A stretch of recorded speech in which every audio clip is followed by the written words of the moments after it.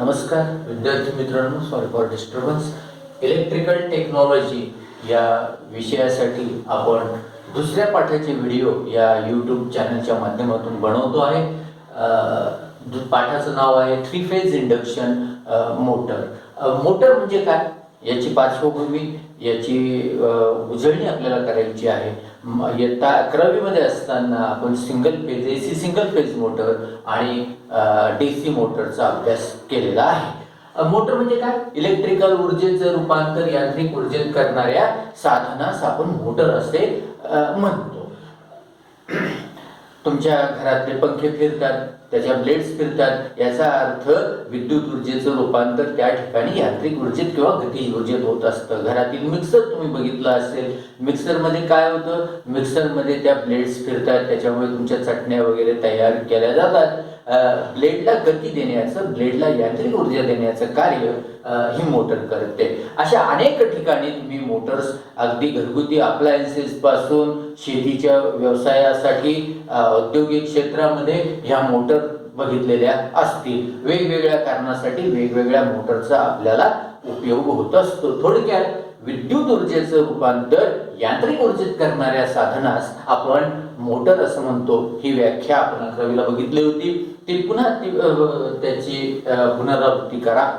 ती व्याख्या आपल्याला माहिती पाहिजे. ह्या इलेक्ट्रिकल मोटर्सचं वर्गीकरण पुढील प्रमाणे करता येतं. मी या ठिकाणी वर्गीकरण असं लिहिलंय. एक सप्लायनुसार वर्गीकरण. सप्लायचे 2 प्रकार पडतात, एक DC सप्लाय आणि दुसरा AC सप्लाय. AC सप्लायचे पुन्हा 2 प्रकार पडतात, सिंगल फेज AC सप्लाय आणि 3 फेज AC सप्लाय. DC मध्ये फेज नसतो, त्यामुळे DC चे सिंगल फेज, 3 फेज असे प्रकार पडत नाही, हे तुम्हाला माहिती आहे.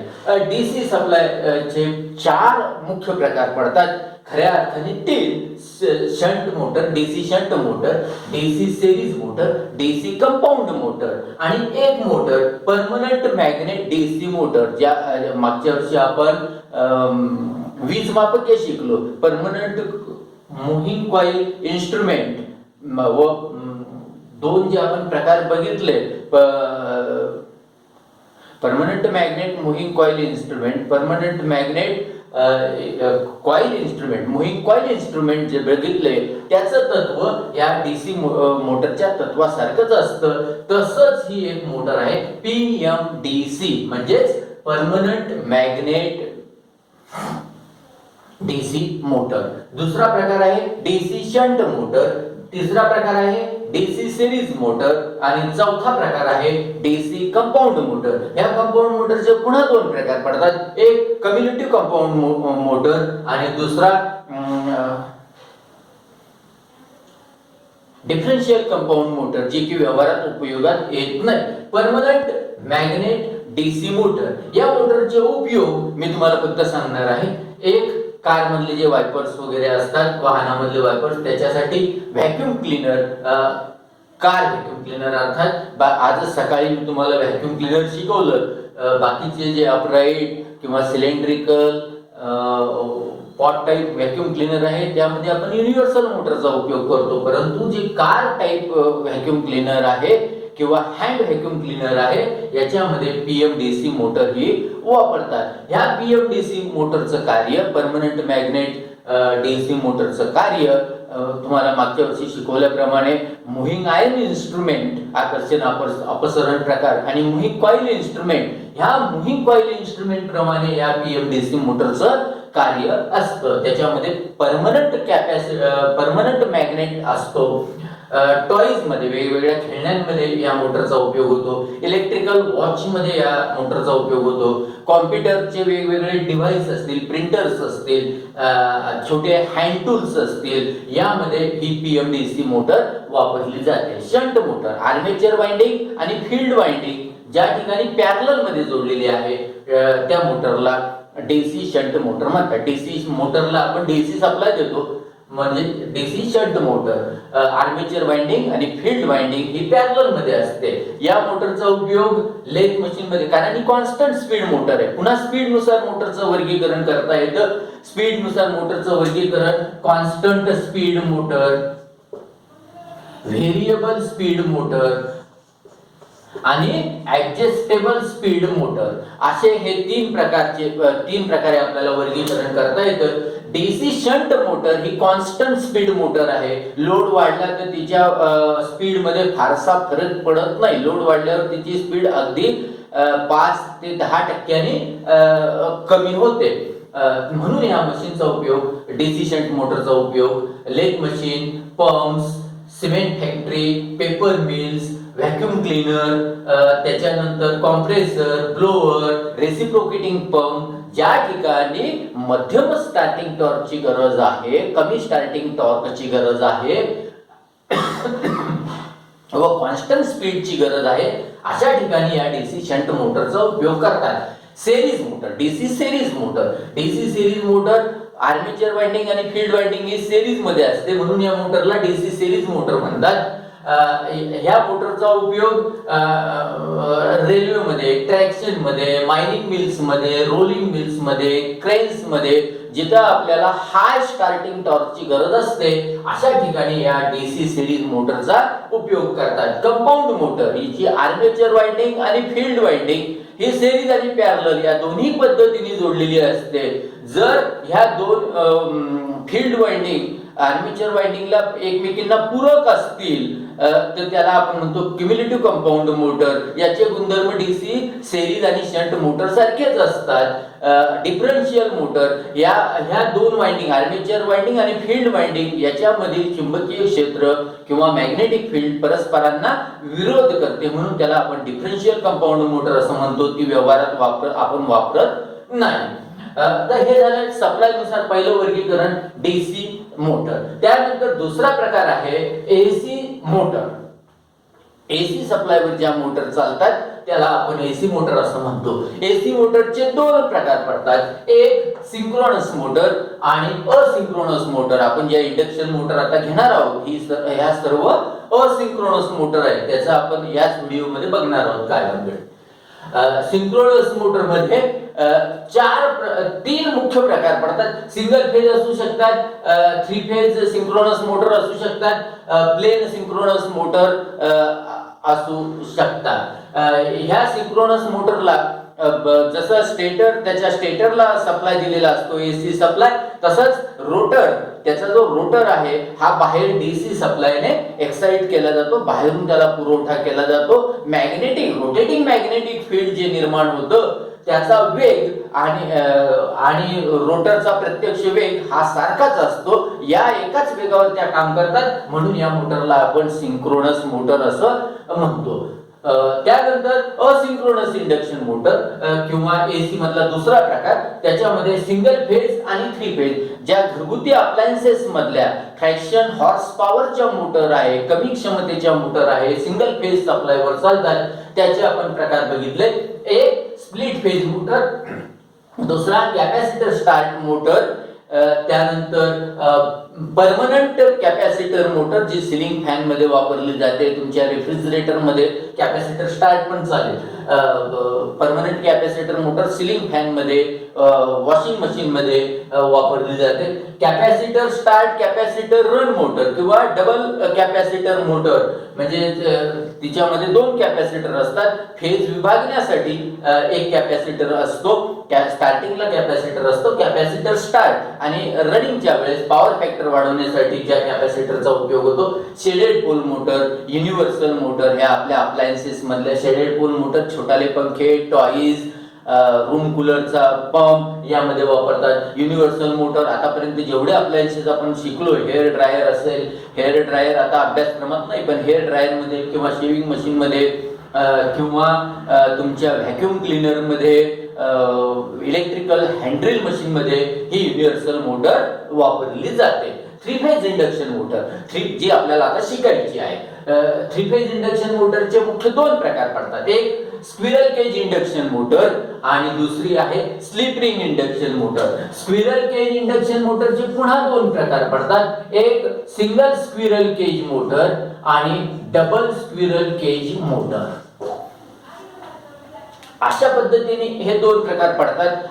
ह्या स्पिरल केज मोटरचे गुणधर्म आपण बघणार आहे. यांचा स्टार्टिंग टॉर्क हा मध्यम स्वरूपाचा असतो, कमी क्षमतेच्या या मोटर्स असतात. ऍग्रिकल्चर भागामध्ये आपल्याला ह्या मोटरचा जास्त उपयोग होतो. पिठाची गिरणी असेल, ऍग्रिकल्चर सेक्टर असेल, या ठिकाणी या स्पिरल केज इंडक्शन मोटरचा जास्तीत जास्त प्रमाणात उपयोग केला जातो. Slip ring induction motor, slip ring induction motor ही किमतीने जरा थोडीशी महाग असते, रचना तिची थोडीशी किचकट असते, रोटरला वाइंडिंग करावी लागते. तो भाग आपण सविस्तर घेणारच आहोत. तर त्या स्लिप रिंग इंडक्शन मोटरचा उपयोग वेगवेगळ्या प्रकारच्या क्रेन्स असतील, लिफ्ट्स असतील, जिथं हाय स्टार्टिंग टॉर्क जिथं लागतो त्या ठिकाणी व औद्योगिक क्षेत्रामध्ये आपण करत असतो. त्यानंतर स्पेशल मोटर. स्पेशल मोटर मध्ये युनिव्हर्सल मोटर ही स्पेशल मोटरच आहे, पण ती आपण सिंगल या ठिकाणी घेतली त्याच्यामुळे त्याचं पुन्हा वर्गीकरण करायची गरज नाही. सर्वो मोटर आणि स्टेपर मोटर, रोबोट्स जे असतात, कॉम्प्युटर प्रिंटर्स जे असतात, किंवा आधुनिक जे आपले एकदम तंतोतंतपणा जमणारे जे प्रिसाइस इक्विपमेंट जे असतात, त्यासाठी ह्या स्पेशल मोटरचा जास्त मेडिकल सायन्स मध्ये काही इक्विपमेंट मध्ये या मोटर्स लागतात. सर्वो मोटर आणि स्टेपर मोटर. स्टेपर मोटर ही रोबोटिक्स मध्ये जास्त प्रमाणात वापरली जाते. कॉम्प्युटर प्रिंटर्स किंवा कॉम्प्युटर डिव्हाइसेस किंवा मेडिकल इक्विपमेंट्स यामध्ये ही सर्वो मोटर जास्त प्रमाणात वापरली जाते. तिची स्पीड फारशी काही नसते, कमी स्पीडवर चालणाऱ्या ह्या मोटर्स असतात.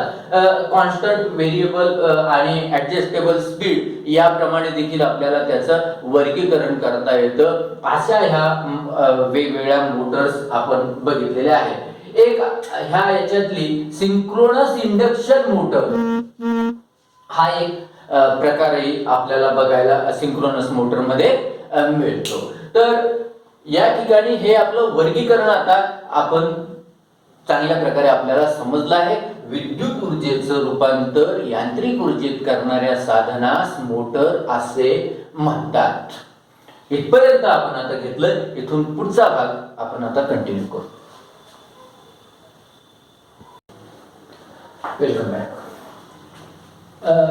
थ्री फेज इंडक्शन मोटर, त्याचे आपण दोन प्रकार बघणार आहोत. एक स्क्विरल केज इंडक्शन मोटर आणि दुसरा प्रकार जो आहे तो अर्थात slip ring induction motor. Squirrel cage induction motor असो किंवा स्लिप रिंग इंडक्शन मोटर असो, यामध्ये दोन भाग हे अतिशय महत्त्वाचे असतात. कोणत्याही मोटरमध्ये स्टेटर, रोटर हे दोन अतिशय महत्त्वाचे भाग असतात. या स्टेटरमध्ये, स्टेटर हा एक स्थिर भाग आहे. स्टेटर म्हणजे काय? स्टेशनरी पार्ट्स, हा फिरणार नाही. हा स्टेटर, मोटरची वरची जी बॉडी असते त्याच्यामध्ये जी कोर बसवली असते, मोटरची बॉडी कास्ट आयर्न स्टील पासून बनवितात. त्याच्यावर तुम्हाला वरच्या बाजूनी फिन्स दिसतील. त्या फिन्स कशासाठी असतात? कूलिंग साठी असतात, हवा खेळती राहण्यासाठी असतात. जसं रूम कूलर मध्ये एअर डक्ट्स असतात, त्या पद्धतीने त्या मोटरमध्ये हवा खेळती राहण्यासाठी बॉडीच्या वर फिन्स केलेले असतात कूलिंग साठी. ही मोटरची जी बॉडी आहे, मग ती स्लिप रिंग इंडक्शन मोटर असो किंवा तुमची स्पिरल केज इंडक्शन मोटर असो, हिची बॉडी ही कास्ट आयर्न स्टील पासून बनवलेली असते. रिवेटिंग करून आतल्या बाजूने सिलिकॉन स्टील पासून बनवलेली एक कोर, ही जी कोर लॅमिनेटेड असते. जसं मी तुम्हाला सांगितलं, ट्रान्सफॉर्मरची कोर ही सिलिकॉन स्टील पासून बनवतात. तसंच स्टेटर असेल, रोटर असेल, ही याची जी कोर आहे, जिथं आपण वाइंडिंग करतो त्याला आपण कोर म्हणतो. ही कोर लॅमिनेटेड केलेली असते, सिलिकॉन स्टील या धातूपासून बनवतात. ही कुठे असते? त्या बॉडीच्या आतमध्ये, मोटरच्या बॉडीच्या आतमध्ये असते. बॉडीला, मोटर बॉडीलाच डीसी मोटर असेल तर योक असं म्हणतात, पण या ठिकाणी आपण नुसतं बॉडी म्हटलं तरी चालेल. दोन्ही बाजूंनी, साइडने, दोन्ही बाजूंनी जे झाकणं असतात त्याला एंड प्लेट्स असं म्हणतात. समोरच्या बाजूनी एक नेम प्लेट असते, त्याच्यावर डाटा दिलेला असतो. हा आपल्याला सेपरेट धडाच आहे. त्या नेम प्लेट डाटावर त्याची फ्रिक्वेन्सी किती, तिचं व्होल्टेज किती, पॉवर फॅक्टर किती, त्या मोटरची स्पीड कोणती, ती कोणत्या पद्धतीने बनवलेली आहे, तिची कंपनी काय, ही सगळी त्या मोटरची माहिती त्या नेम प्लेटवर असतं आणि त्याच्याच खाली एक टर्मिनल बॉक्स असतो जिथून आपण कनेक्शन देणार असतो. कोर ही लॅमिनेटेड असते, सिलिकॉन स्टीलची बनवलेली असते, त्यामुळे हिस्टेरेसिस लॉसेस कमी होतात. आणि कोर लॅमिनेटेड केलेली असल्यामुळे सिलिकॉन स्टीलची वापरल्यामुळे दोन्ही लॉस जसं ट्रान्सफॉर्मर मध्ये आहे त्याच पद्धतीने हिस्टेरेसिस लॉसेस कमी होतात आणि एडी करंट लॉसेस हे देखील त्यामुळे कमी होतात. ती अखंड न ठेवता बनवलेली असल्यामुळे अखंड न ठेवता बनवलेली एकावर एक चकत्या ठेवून जी हे बनवलेली असते त्याला आपण कोर असं म्हणतो, लॅमिनेटेड कोर असं म्हणतो. हे लॅमिनेटेड कोर करण्याचं कारण काय, एडी करंट लॉसेस त्याच्यामुळे कमी होतात. आणि सिलिकॉन पासून बनवण्याचं कारण काय, सिलिकॉन स्टील प्रमाण किती सिलिकॉनचं 5% का, तर त्याच्यामुळे त्या सिलिकॉन स्टीलचा हिस्टेरेसिस कोएफिशियंट हा कमी असतो आणि त्यामुळे आपण जी कोर आहे स्टेटरची, जिथे वाइंडिंग स्टेटर वाइंडिंग करणार आहे त्याला आपण फील्ड वाइंडिंग म्हणू शकतो, तिचा हिस्टेरेसिस कोएफिशियंट हा कमी असतो. त्याच्यामुळे हिस्टेरेसिस लॉसेस कमी करणे व कोर लॅमिनेटेड करणे याच्यामुळे एडी करंट लॉस कमी करणे हा त्याच्या मागचा उद्देश आहे. त्याच्यामुळे उष्णता कमी निर्माण होईल आणि उष्णता कमी निर्माण झाली की आपोआपच त्या मोटरची कार्यक्षमता ही वाढेल. स्टेटर हा स्थिर भाग असतो. याच्यात आपण ह्या स्लॉट्स मध्ये त्याच्यामध्ये ठेवलेल्या कोरवर वाइंडिंग करतो. ती स्टार पद्धतीने करता येते. 120 डिग्रीचा त्या ठिकाणी त्या वाइंडिंग मध्ये फेज डिफरन्स असतो. किती डिग्रीचा, 120 डिग्रीचा फेज डिफरन्स असतो जो सिंगल फेज मोटर मध्ये नसतो. त्यामुळे सिंगल फेज मोटर त्यांचा फेज विभागण्यासाठी आपल्याला कॅपॅसिटरचा उपयोग करावा लागतो. 2 वाइंडिंगचा स्टार्टिंग वाइंडिंग रनिंग वाइंडिंगचा उपयोग करावा लागतो आणि तात्पुरत्या स्वरूपात सिंगल फेजचं रूपांतर 2 फेज मध्ये करावं लागतं. म्हणून सिंगल फेज मोटर या सेल्फ स्टार्टेड नसतात. परंतु या ठिकाणी आपण ह्या वाइंडिंग मध्ये 3 फेज सप्लाय असल्यामुळे 120 डिग्रीचा फेज डिफरन्स निर्माण करतो. मॅग्नेटिक फील्ड त्या ठिकाणी जे सप्लाय दिल्यावर जे मॅग्नेटिक फील्ड निर्माण होणार आहे ते प्रत्येक फेज साठी सारखं त्याची सारखी विभागणी व्हावी, अनबॅलन्स कुठेही होऊ नये याच्यामध्ये प्रत्येक फेज वाइंडिंग ही पोल मध्ये विभागलेली असते. तर थोडक्यात काय, स्टेटर हा मोटरचा स्थिर भाग आहे. मोटरची बॉडी ही सिलिकॉन स्टील या धातूपासून बनवतात. सिलिकॉन मोटरच्या बाजूला दोन्ही साइडला जे झाकणं असतात त्याला आपण एंड प्लेट्स असं म्हणतो. त्या ठिकाणी त्या बॉडीच्या आतमध्ये एक कोर असते जी सिलिकॉन स्टील या धातूपासून बनवतात, त्याला आपण स्टेटर कोर असं म्हणतो. त्याच्यामध्ये जी वाइंडिंग केली जाते त्याला स्टेटर वाइंडिंग असं म्हणतो. समोरच्या बाजूनी नेमप्लेट्स असते आणि एक टर्मिनल बॉक्स असतो. या टर्मिनल बॉक्सच्या साहाय्याने आपण त्याचे कनेक्शन त्या मोटरचे देऊ शकतो. या ठिकाणी वाइंडिंग मधला फेज डिफरन्स हा 120 डिग्रीचा असतो. मॅग्नेटिक फील्ड इक्वली डिस्ट्रीब्यूट होण्यासाठी फेज वाइंडिंग ही पोल मध्ये विभागलेली असते. त्या ठिकाणी पोल कोर, पोल शूज हे भाग देखील येणार आहे. त्याच्यानंतर महत्वाचा भाग आहे rotor. रोटरचे 2 spiral Kaij induction motor मध्ये रोटरचे एकूण 3 प्रकार पडतात. पहिला प्रकार एक सिंगल स्पिरल केज मोटर, दुसरा डबल स्पिरल केज मोटर आणि तिसरा डीप बार स्पिरल केज मोटर. आणि जो चौथा प्रकार आहे स्लिप रिंग इंडक्शन मोटर साठी वापरतात त्या रोटरला आपण म्हणतो वाउंड टाइप रोटर. हा फिरणारा भाग आहे, रोटर आहे, फिरणारा भाग आहे म्हणजे त्याच्यावर शाफ्ट आहे. शाफ्ट या ठिकाणी तुम्हाला हा शाफ्ट दिसेल. इथून इकडे लाल आणि हे निळं जे काढलेलं आहे किंवा हा इथे सेंटरला जो तुम्हाला दिसत असेल याला आपण शाफ्ट असं म्हणतो. हा कोर सिलिकॉन स्टील या धातूपासून बनवलेला असतो. साधारणपणे अशा पद्धतीची त्याची रचना असते. हा असतो शाफ्ट. हे त्या कोर मध्ये स्लॉट्स असतात. जर स्टेटरच्या कोर मध्ये ही स्लॉट्स असतात. स्लॉटचे पुन्हा 3 प्रकार पडतात. Open slot, semi closed slot आणि क्लोज्ड स्लॉट. तसेच या ठिकाणी रोटर मध्ये स्लॉट्स असतात, पण या स्क्विरल केज इंडक्शन मोटर मध्ये रोटर मध्ये वाइंडिंग केली जात नाही. मग काय केलं जातं तर त्या ठिकाणी हे कॉपर बार या ठिकाणी ठेवलेले कॉपर रिंग असते, त्या रिंग मध्ये ही जी तुम्हाला हा जो एवढा पोर्शन दिसतोय याला आपण गोल काढलेला त्याला आपण कॉपर रिंग असं म्हणतो. आणि त्याच्यामध्ये ॲल्युमिनियमचे किंवा शक्यतो कॉपरचे बार हे वापरलेले असतात. त्याच्यामुळे हे कॉपर बार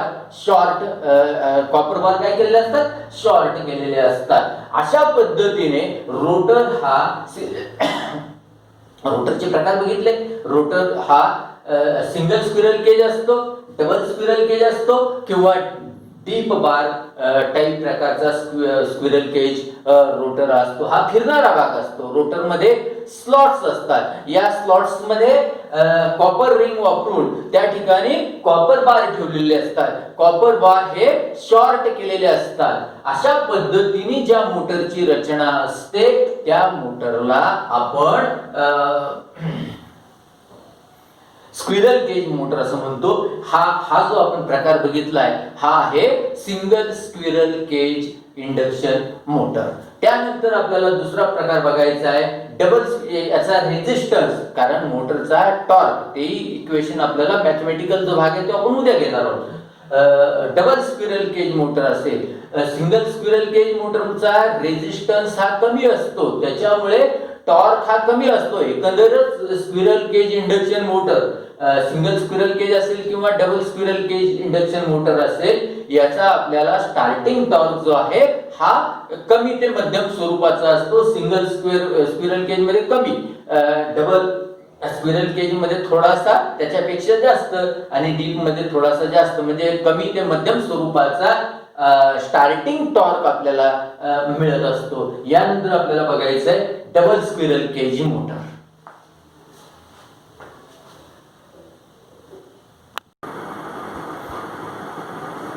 double squirrel cage induction motor.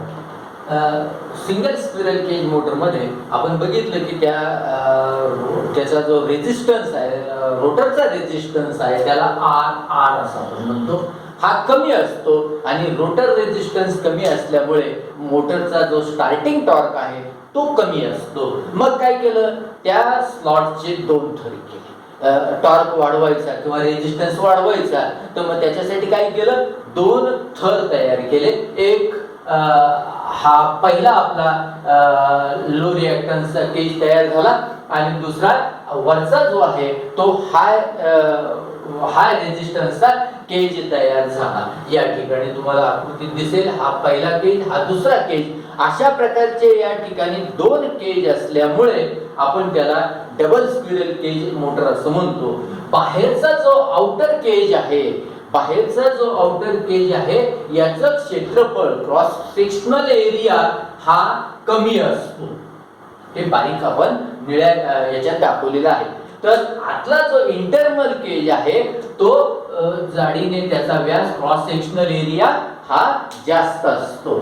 आणि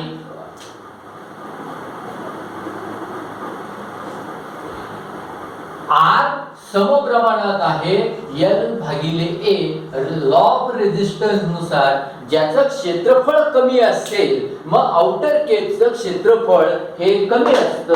आउटर केजचं क्षेत्रफळ कमी असल्यामुळे आपल्याला त्या ठिकाणी त्याचा रेजिस्टन्स या नियमानुसार रेजिस्टन्स वाढलेला दिसेल. परंतु आतला जो इनर केज आहे, इनर केज मध्ये मात्र आपण तो क्रॉस सेक्शनल एरिया वाढवलेला आहे. क्रॉस सेक्शनल एरिया वाढवल्यामुळे रेजिस्टन्स त्याचा या लॉ ऑफ रेजिस्टन्स नुसार कमी होईल. अशा पद्धतीने ज्याची रचना केलेली असते त्या मोटरला किंवा त्या रोटरला आपण double squirrel cage induction motor असे म्हणतो. अशा पद्धतीने जी रचना असते त्या मोटरला आपण काय म्हणतो, डबल स्क्विरल केज मोटर असं म्हणतो. मग काय होतं, जेव्हा रेजिस्टन्स वाढतो ऑटोमॅटिकली त्याचा रिएक्टन्स हा कमी होतो. रेजिस्टन्स कमी झाला म्हणजे रिएक्टन्स वाढला आणि एकूण इम्पिडन्स मध्ये देखील फरक त्यामुळे पडणार आहे. हाय इम्पिडन्स मध्ये फरक पडला की मग पुन्हा पॉवर फॅक्टर मध्ये त्याच्या फरक पडू शकेल.